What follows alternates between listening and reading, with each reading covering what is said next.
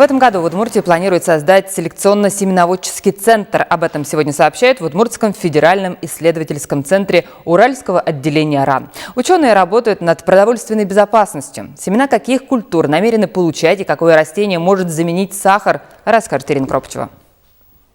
Нижние листья мы обязательно срезаем и ставим в воду. Младший научный сотрудник Альбина Филиппова показывает, как размножают стевию. Ее называют лекарственной травой. Растение положительно влияет на организм. Кроме того, это настоящий сахарозаменитель растительного происхождения. По словам экспертов, стевия в 300 раз слаще сахара и содержит массу протеинов, витаминов, микро- и макроэлементов, эфирных масел. Природная среда обитания этого растения семейства астровых – субтропики. Альбина Филиппова за здоровое питание. Стевию изучают уже не один год. Говорит, теплолюбивому растению вполне подойдет и местный грунт. Дачники на своих участках уже получают урожай.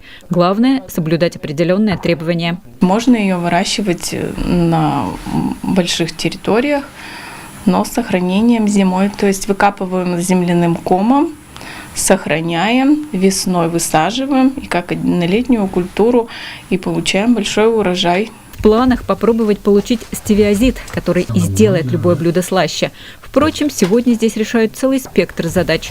Ученые работают над продовольственной безопасностью.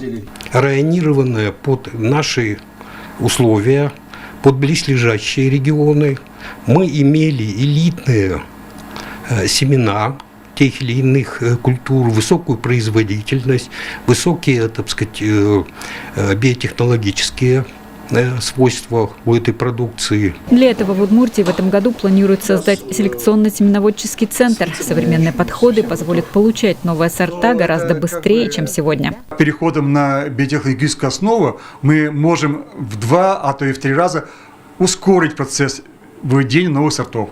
И вот как раз эта лаборатория биотехнологическая позволит нам скрещивать, использовать генисточники, и благодаря этому несколько этапов убрать из селекционного процесса. До сих пор в Удмуртии занимались селекцией картофеля и озимой пшеницы.